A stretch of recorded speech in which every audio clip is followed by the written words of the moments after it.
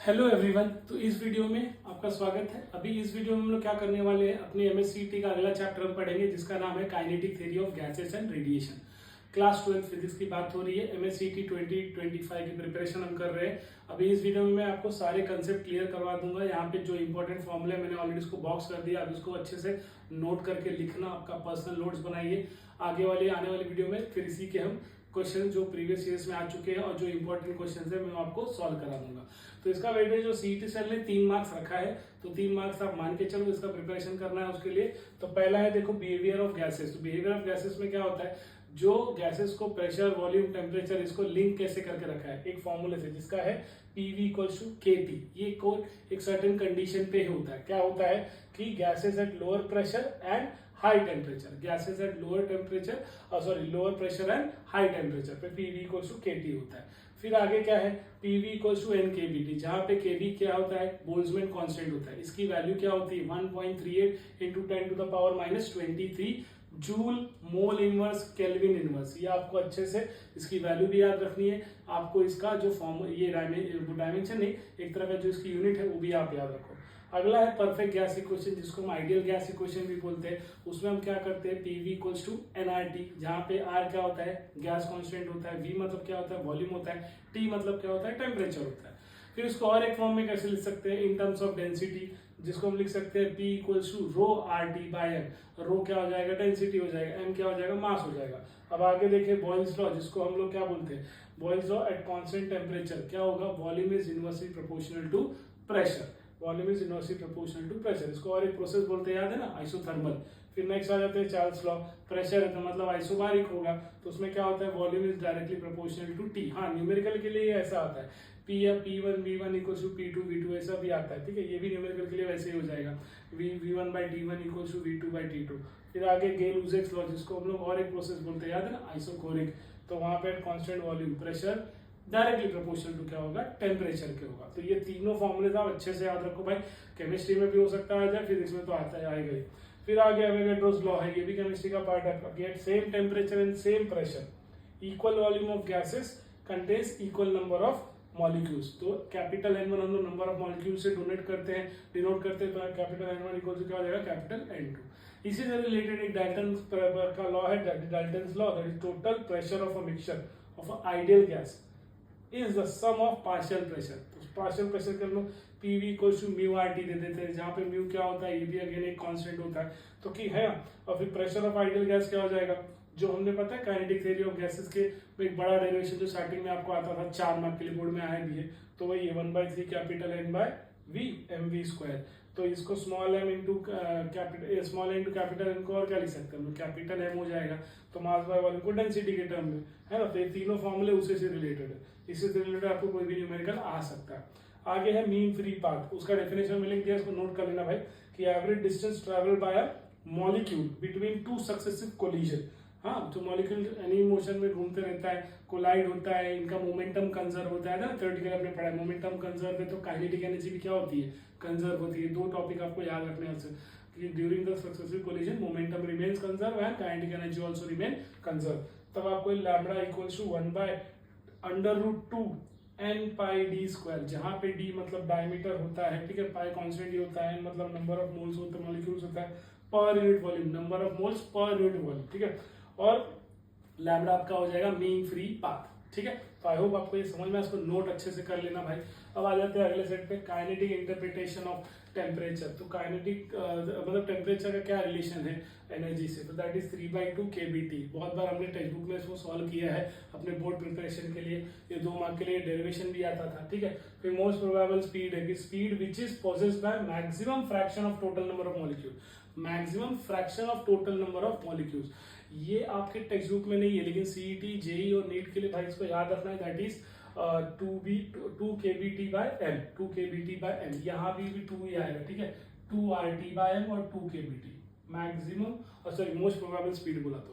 ऐसे एक और चीज है, एवरेज स्पीड बोला तो आपको 8 RT बाय पाई m रखना है, 8 RT बाय पाई m, ठीक है, अगर एवरेज स्पीड पूछा जा रहा है। तो वर्ड्स आप अच्छे से याद रखना, most probable speed, average speed, और वैसे ही रूट मीन स्पीड। हमने टेक्स्ट बुक में रूट मीन स्पीड पढ़ा है बोर्ड के लिए, जो 3RT बाय कैपिटल एम होता था, इसका हम न्यूमेरिकल भी सॉल्व करते थे, याद है ना। तो एक नया क्या आ गया है, मोस्ट प्रोबेबल स्पीड और आपका एवरेज स्पीड। तो मोस्ट प्रोबेबल स्पीड की वैल्यू क्या होगी, 2RT हो जाएगी, एवरेज स्पीड की वैल्यू क्या हो जाएगी, 8RT पाई एम, ठीक है, पाई एम। अब अगला है degree of freedom. Degree of freedom पता है ना, F equal to 3n minus के भी होता है, जो के कोऑर्डिनेट भी बोल सकते हैं हम, उसको बॉन्ड भी बोल सकते हैं। फिर इसमें कैसा होता है, कम से मोनो एटमिक, डाई एटमिक, है ना, और पॉली एटमिक होता है। तो मोनो एटमिक क्या होता है, वहां पे 3 ट्रांसलेशन होता है, फिर ऐसे ही डाई एटमिक 3 ट्रांसलेशन 2 रोटेशनल, है ना, ऐसे ही होता है। फिर आगे ट्रांसलेशन भी होता है, रोटेशनल भी होता है और वाइब्रेशनल भी होता है ना, पर्टिकुलर। तो ऐसे ही आपको याद रखना है। तो ट्राई एटमिक के लिए अगर इसे फॉर्मूला में डाल दोगे, मतलब आप पहले मोनोएटमिक डालो n इक्वल्स टू 1, तो क्या होगा, और बॉन्ड बनेगा ही नहीं, तो डायरेक्ट 3 ही आएगा, डिग्री ऑफ फ्रीडम 3 हो जाएगा। ऐसे ही डायटोमिक के लिए अगर कैपिटल N की जगह 2 डाल दो, डायटोमिक बोला है ना, अपना यूनिवर्स, अपने जो पूरा एटमॉस्फेयर एक तरह का नाइट्रोजन जो गैस है वो 73-72% है। ऐसे ही जो ऑक्सीजन 72-73 है, ऑक्सीजन 25-26 है, तो टोटल 98 से लेकर 99% डायटोमिक से ही बना हुआ है, क्योंकि नाइट्रोजन भी डायटोमिक होता है और ऑक्सीजन भी डायटोमिक होता है। तो यहाँ पर डायटोमिक ही अगर नहीं दिया होगा तो कोई गैसेस का नाम, तो आप डायटोमिक मोस्टली सम्स में मान के चलना, ठीक है। तो डायटोमिक के अगर 2 दे दे तो दो मॉलिक्यूल मिला के क्या बना देंगे, एक बॉन्ड बना देंगे, तो यहाँ पे 1 आ जाएगा। तो 3 और यहाँ पे एन की जगह आएगा डायटोमिकली 2, तो 3 2 6 6 माइनस 1, डायटोमिक 2 एटम है तो एक बॉन्ड बना सकता है, तो इसीलिए एक कोऑर्डिनेट बना सकता है, ऐसा आप बोल सकते हो 5, हम ऐसे ही याद रखते थे, तो 5, ठीक है। तो ऐसे ही ट्राइएटॉमिक के केस में दिया है कि अगर ट्राइएटॉमिक के केस में जैसे H2 और है वहां पे मॉलिक्यूल, एक बार देख लेना आप, SO2 ऐसे कुछ तो है, F इक्वल्स टू 5, मतलब डिग्री ऑफ फ्रीडम 5 रहेगा, किसके लिए, लीनियर मॉलिक्यूल्स के लिए। और नॉन लीनियर के लिए क्या याद रखना है आपको, F इक्वल्स टू क्या होता है 6। तो ये भी भाई एक MCQs के लिए क्वेश्चन बन सकता है। आगे है molar specific heat of gases, याद है ना, CP और CV हम लोग बेस रिलेशन में पढ़े हैं कि CP माइनस CV क्या होता है, RO करके हम लोग रिलेशन निकालते थे, है ना। CP मतलब क्या, specific heat at constant pressure, specific heat at constant volume को हम CV लिखते थे। तो C का जो वैल्यू है 1/m, जो स्पेसिफिक हीट होता है, delta Q by delta T। Delta Q क्या हीट, डेल्टा T क्या टेम्परेचर, तो वही है ना कि amount of heat required to raise the temperature by वो unit mass of gas by 1 degree या 1 केल्विन, जो भी हो, आप ऐसे याद रखो। तो इन टर्म्स ऑफ इंटरनल एनर्जी उसको हम delta U bye delta T लिख सकते हैं, ठीक है। आप V कोऑर्डिनेट याद रखना एट कांस्टेंट वॉल्यूम के लिए, वैसे ही कांस्टेंट प्रेशर के लिए यहाँ पे क्या लिखोगे, P। मेयर्स रिलेशन के लिए क्या हो, CP minus CV equals to आ जाएगा R, ये हमने ऑलरेडी डिराइव भी किया है। और गामा क्या होता है, एडियाबैटिक रेशियो, जो कि क्या होता है CP बाय CV। तो मोनो, डाई, ट्राई या पॉली के लिए फॉर्मूले में आप ऐसे डाल सकते हो। अब जैसे यहाँ पर है, देखो अगर इसको मैंने मोनो के लिए डाला तो भाई यहाँ डिग्री ऑफ फ्रीडम कितना हो जाएगा, 3 ना, तो ये 3 हो जाएगा, तो 3 यहाँ 1 मल्टीप्लाई 1 है ना, 3 1 जा 1 ही हो जाएगा, 3 1 जा 3 हो जाएगा, 3 + 2 5, तो 5/3। ऐसे ही डायटोमिक के लिए आप कर सकते हो, तो गामा की value that is adiabatic ratio निकाल सकते हैं। हमने इसको ऑलरेडी, तो शॉर्टकट फॉर्मूला आ गया, नहीं तो हमने पता है डिराइव किया था डायटोमिक और मोनोएटमिक के लिए, पॉलीएटमिक के लिए, ठीक है। अगला है integrated internal energy of an molecule. ये कहाँ से आया, ये जो law of equal partition energy था ना, कि energy will be divided equally in all possible direction. तो हम लोग पता ना करते थे 3/2 kBT, 1/2 kBT, 1/2 kBT, 1/2 kBT, तो मिलकर क्या हो जाता है 3/2 kBT। तो वैसे ही वो इंटरनल एनर्जी दिया है N/2 FRT, जहाँ पे F क्या होता है, डिग्री ऑफ फ्रीडम। मोस्टली अगर मोनो का हम सारा फॉर्मूले में यूज कर रहे हैं तो 3R डाल देते, मतलब 3 डाल देते हैं हम लोग, ठीक है। तो ये आप उसके लिए याद रखो। तो आई होप आपको ये अच्छे से समझ में आ गया है, इसको नोट कर लो भाई, हाँ इसको अच्छे से नोट करते जाओ, अपने नोट्स बनाओ आप, ठीक है। नोट्स बनाओगे तभी आप न्यूमेरिकल अप्रोच आपका अच्छा होगा। तो ठीक है, आई होप ये समझ में आया। तो अभी हम अगले स्लाइड के लिए चलते हैं।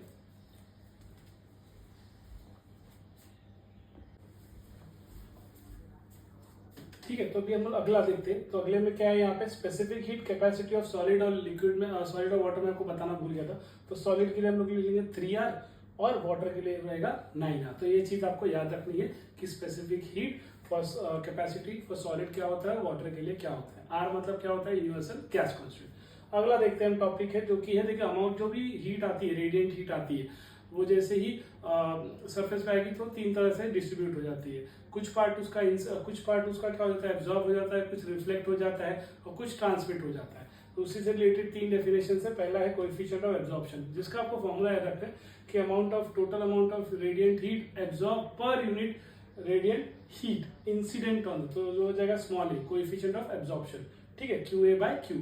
QA क्या है, radiant energy, amount of radiant energy absorb, वैसे ही to the total radiant energy incident, वैसे फिर ऐसे यहाँ पे है radiant energy reflected to total energy, radiant energy transmitted to total energy. तो ये स्मॉल ए इक्वल टू क्या हो जाएगा q a by q, small r क्या हो जाएगा q r by q, capital q मतलब, और स्मॉल टी क्या हो जाएगा capital q t upon Q.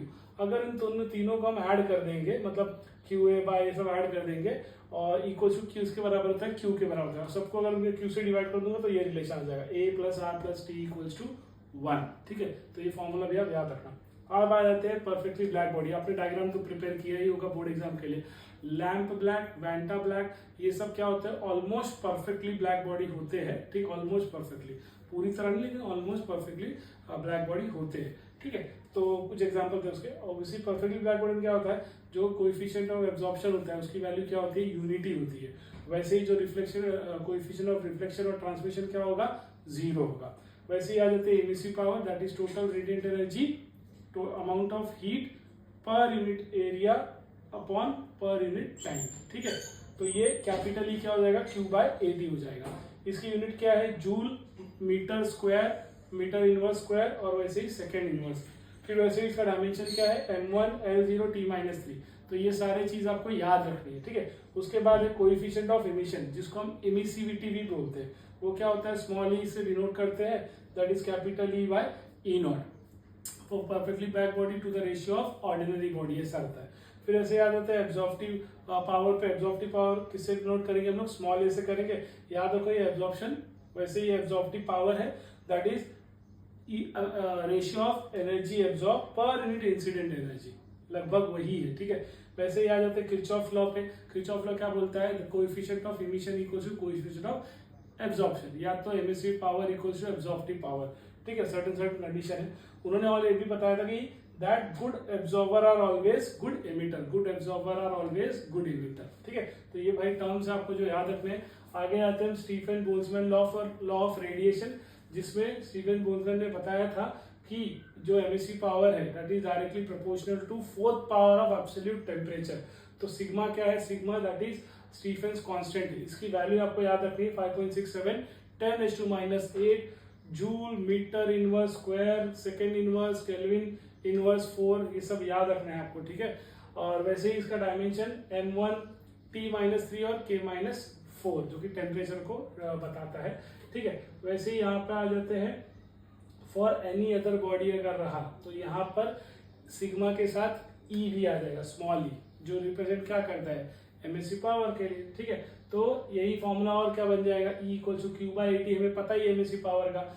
इसको और क्या लिख सकते हैं, स्मॉल ई सिग्मा T4। ठीक है, वैसे ही अगर फिर मैं क्यू चाहिए मुझे, तो क्योंकि रिलेटेड सम्स आते हैं तो इसलिए कैपिटल ए इंटू टी कहाँ चला जाएगा, यहाँ आ जाएगा, ऊपर मल्टीप्लाई आ जाएगा। तो फॉर्मूला ऐसे बन गया इन टर्म्स ऑफ हीट।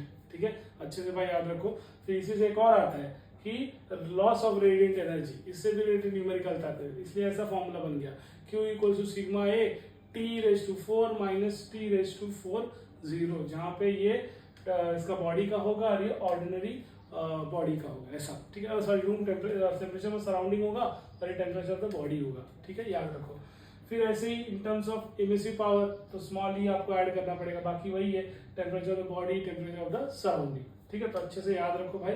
इससे बहुत सारे सम्स सीईटी में आए हैं, जेईई मेंस में भी आपने पढ़ रहे हो, देखोगे जेईई मेंस को, नीट में भी आते हैं। सेम बेस डिस्प्लेसमेंट लॉ का है कि the maximum wavelength is inversely proportional to क्या रहेगा, इनवर्सली प्रोपोर्शनल टेम्परेचर रहेगा। ठीक है, तो जिस लैम्डा मैक्स को हम लोग क्या बोलेंगे, lambda max into capital T यहाँ ले लो तो प्रोपोर्शनलिटी साइन चला जाएगा तो बी आ जाएगा। बी क्या होता है, वेन्स डिस्प्लेसमेंट कांस्टेंट। इसकी वैल्यू होती है 2.9 इंटू 10⁻³ ये 2.9 इंटू 10⁻³ मीटर केल्विन। ठीक है, आगे इसी जगह बची तो मैंने इसी पे एक न्यूमेरिकल भी सॉल्व कर दिया जो कि वेन्स डिस्प्लेसमेंट से रिलेटेड है। अभी तक सीईटी में आया नहीं है, लेकिन ऐसे टाइप का न्यूमेरिकल एक्सपेक्ट आप कर सकते हो। क्या दिया है, temperature of 2 stars are in the ratio 3:2। If wavelength for maximum intensity of the first body is 4000, then the maximum wavelength for the second body क्या रहेगा, ये पूछा गया है। तो यहाँ पे रेशियो दे दिया गया है टेम्परेचर 2 स्टार्स के, पहले वाले को कैपिटल T1 ले लो, दूसरे वाले को कैपिटल T2 ले लो। तो क्वेश्चन की कंडीशन के हिसाब से T1/T2 क्या हो जाएगा, दैट इज हो जाएगा 3/2। 2। तो पहले वाले का दिया है लैम्डा 1 बॉडी का कितना 4000 एंगस्ट्रॉम यूनिट। तो हमको पता है एंगस्ट्रॉम यूनिट को मीटर में करूँ तो 4000 इंटू 10⁻10 लिखना पड़ेगा मेरे को। ठीक है, तो वही चीज यहाँ पे अब दी गई है, ऐसे 3 और 4 ऑप्शन दिया रहेगा।